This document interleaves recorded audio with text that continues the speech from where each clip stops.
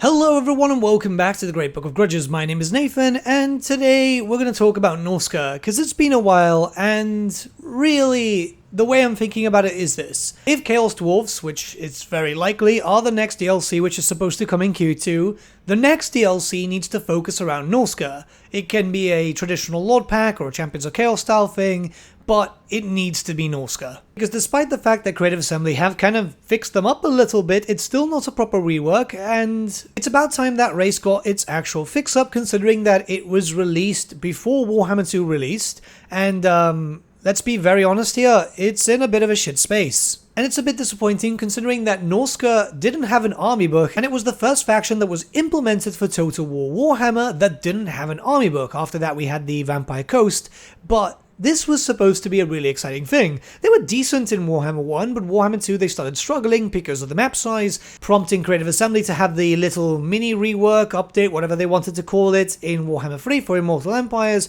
But it's still not enough. I want to actually see Norsca properly fleshed out, because we've had amazing reworks like that for the Beastmen or the Wood Elves, and that's fixed up a lot of problems. Now, yes, I know some people are going to be saying there's a bit of a chaos fatigue, but keep in mind this could be a Lord pack, so Norsca versus Cafe might be kind of interesting, or Norsca versus Kislev, which, you know, both Cafe and Kislev need DLC, but it's very obvious that Norsca needs this fix. Fix up the DLC factions, which in fairness shouldn't really need fixing up anyway, but hey, and then move on to pretty much everything else. So let's talk about some issues that currently stand with these factions. Alright, let's start off with star positions. So right now, Norsca feels like a bit of a slog. If you want to play as Norsca with either Frog or Wulfric, there's no point playing as one or the other afterwards, because, well, you know, you've already played in Norsca, you've already dealt with that campaign. It's a bit of a shame that even with Immortal Empires, say for example Wulfric the Wanderer, who should have been moved,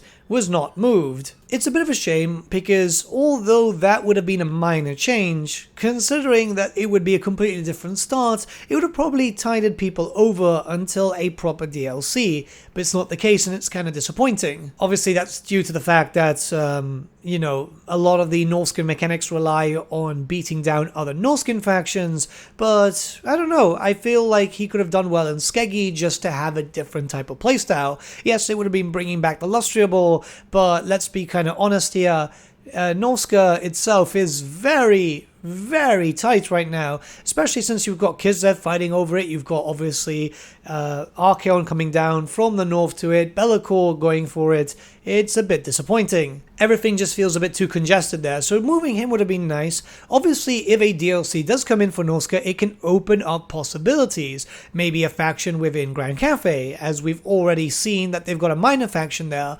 or in the future we could see Ind and Koresh being opened up, even if it's not for Ind and Koresh itself, the factions, but rather just having it there for minor factions, just to flesh out the world a little bit, and not only that, you know, allow for factions to breathe a bit more.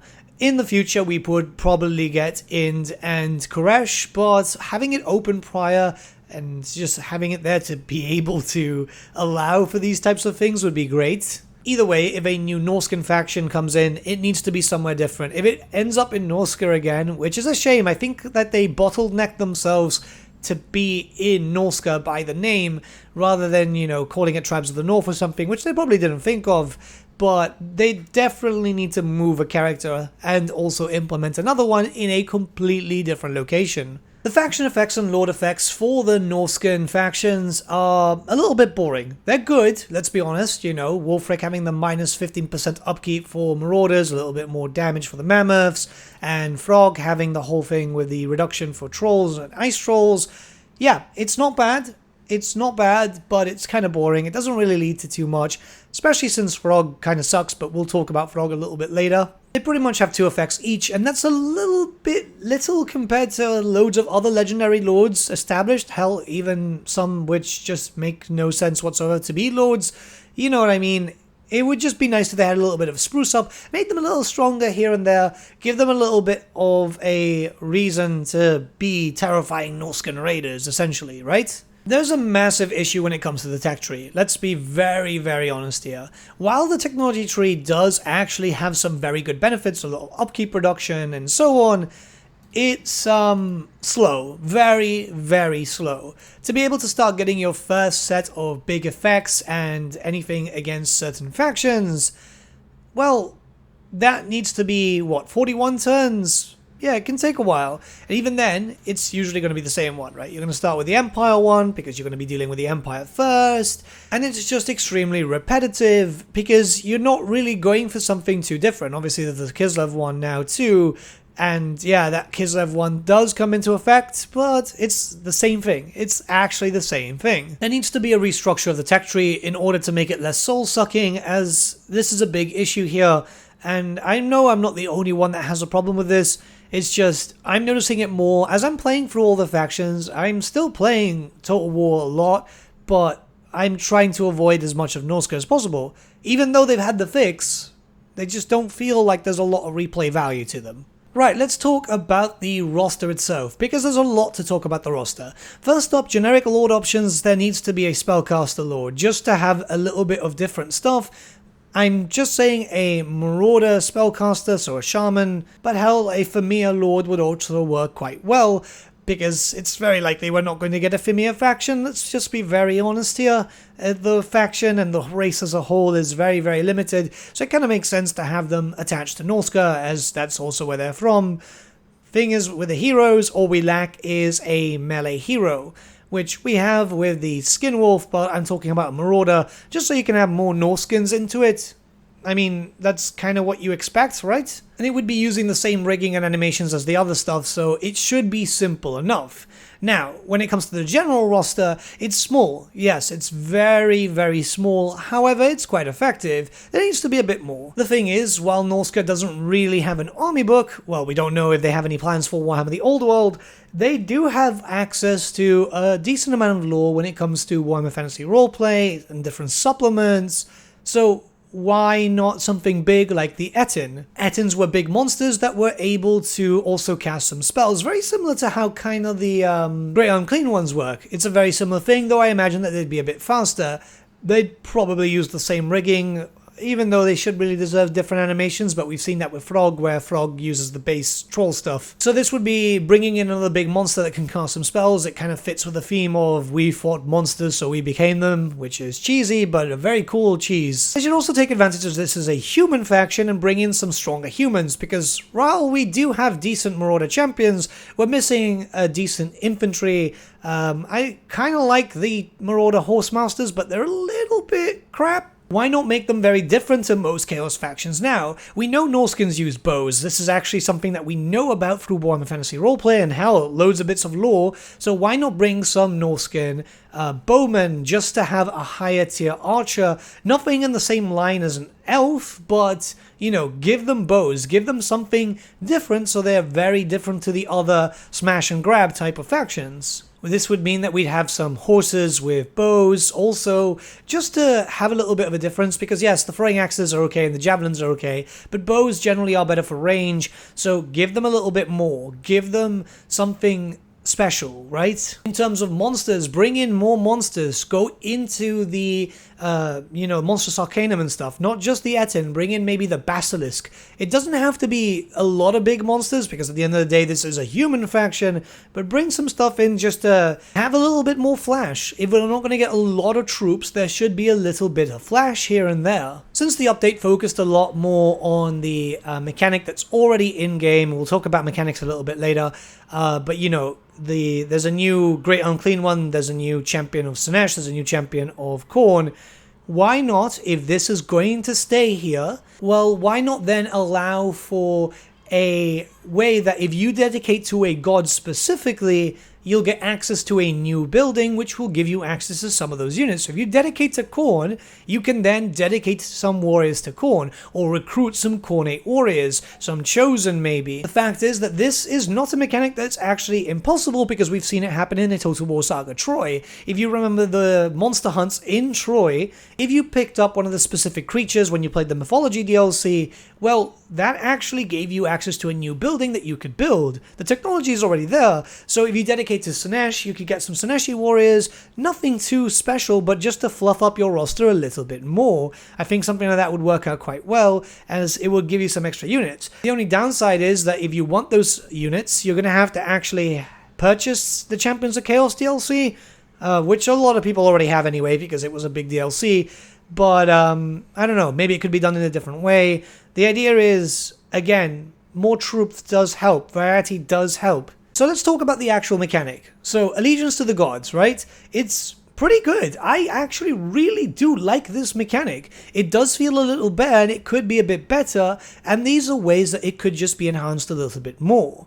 So, we already talked about the possibility of dedicating to the gods and getting some units. That obviously makes sense, as you're dedicating to the gods, so the gods would bless you.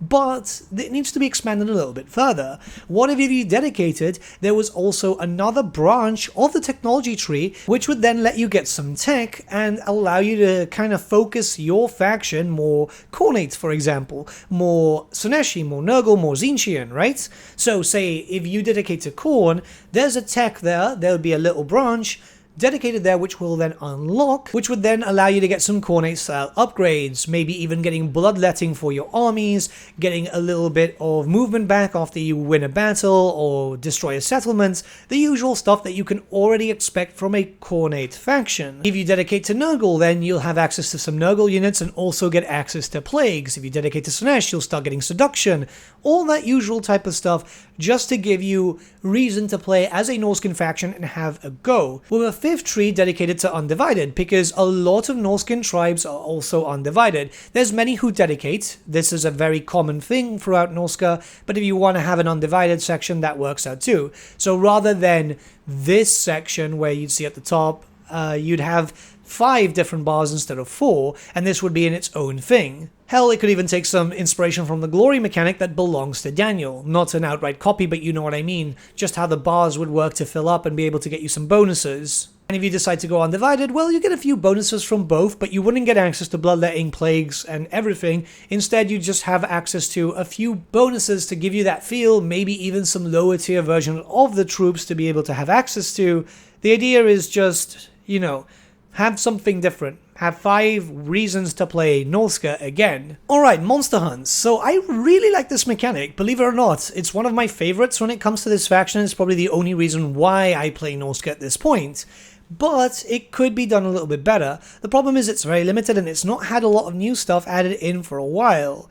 And it's kind of disappointing considering that, you know, there's a lot of big monsters all over the place, right? So what if it was done a little bit different? What if it was kind of like randomly generated in a very similar sense to how Oxyotal's mechanic kind of works?